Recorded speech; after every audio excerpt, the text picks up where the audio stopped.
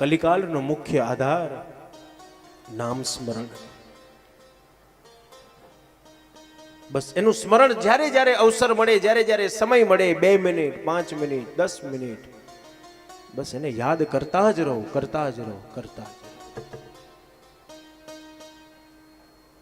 પરીક્ષિતે કીધું, તારામાં ગુણ તો ઘણો સારો છે, ભલે જીવતો રહે, પણ તારા ઘર કયા છે પેલા એ કે.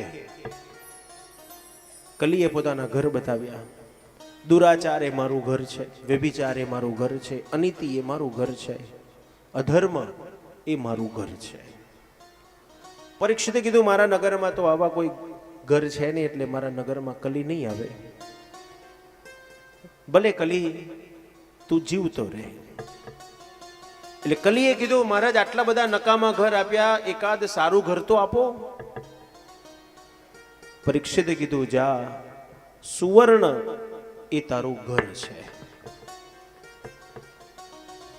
કઈ સંપત્તિમાં કલી રહેલો છે? તો અનીતિના માર્ગમાંથી જે ધન કમાયા છો એમાં કલી રહેલો છે. લક્ષ્મીના તેથી 2 પ્રકાર છે. કલ્યાણકારી પણ લક્ષ્મી છે અને વિનાશકારી પણ લક્ષ્મી જ છે. જો નીતિના માર્ગમાંથી જો ધન કમાયા હઈશું તો એ જ સંપત્તિ તમારો હાથ પ્રભુના ચરણારવિંદ સુધી લઈ જશે, અને અનીતિના માર્ગમાંથી જો ધન કમાયા હઈશો તો એ જ સંપત્તિ તમારા હાથમાં દારૂની બોટલ પણ પકડાવી દેશે. તેથી લક્ષ્મીના 2 પ્રકાર છે. કલ્યાણકારી પણ લક્ષ્મી છે અને વિનાશકારી પણ લક્ષ્મી જ છે. શુદ્ધ પુરાણી વર્ણન કરે નારદ,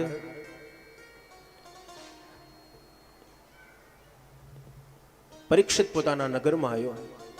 આજે પરીક્ષિતને ઈચ્છા થઈ કે મારા પિતાઓએ કેટલું ધન ભેગું કર્યું છે, લાય મને તપાસ કરવા દે. એક એક પટારો જોતા જોતા ખૂણામાં એક પટારાને તાળો મારેલો છે. જિજ્ઞાસા થઈ, પટારાનું તાળું તોડ્યું, પટારો ખોલીને જોયું, સુવર્ણમય હીરા જડિત સોનાનો મુગટ જોયો. ઓહો, આટલો કિંમતી મુગટ મારા પિતાઓએ આવો ધૂળ ખાતો મૂકી દીધો. શું એમને એની કિંમત ખબર નહીં હોય? અરે, આ મુગટ તો રાજાના મસ્તક ઉપર શોભે એવો છે. શા માટે આવો ધૂળ ખાતો મૂક્યો હશે? શા માટે પટારાને તાળું માર્યું હતું? કારણ અનીતિનું ધન હતું. જરાસંઘના દરબારમાંથી ભીમ એ મુગટ ચોરીને લાયો તો. જ્યારે યુધિષ્ઠિરને ખબર પડી ત્યારે યુધિષ્ઠિરે ભીમને કીધું, ભીમ, તે આ કાર્ય ખોટું કર્યું છે. આ અનીતિનું ધન જો આપણા ધન ભેગું થશે તો આપણા ધનનો પણ નાશ થઈ જશે. માટે આને પટારામાં એક બાજુ મૂકી દો. તેથી પટારાને તાળું માર્યું હતું.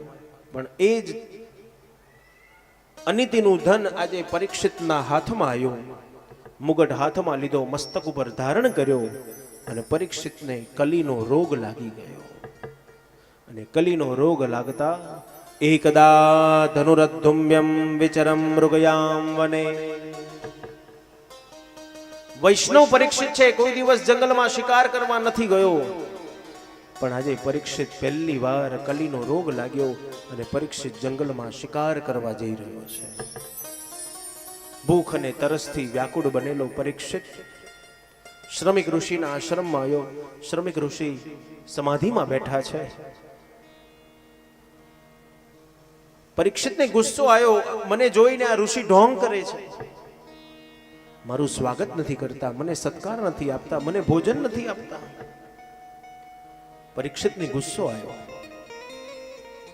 અને ગુસ્સો આવતા ભાથામાંથી બાણ કાઢ્યું, ધનુષ ઉપર ચડાયું.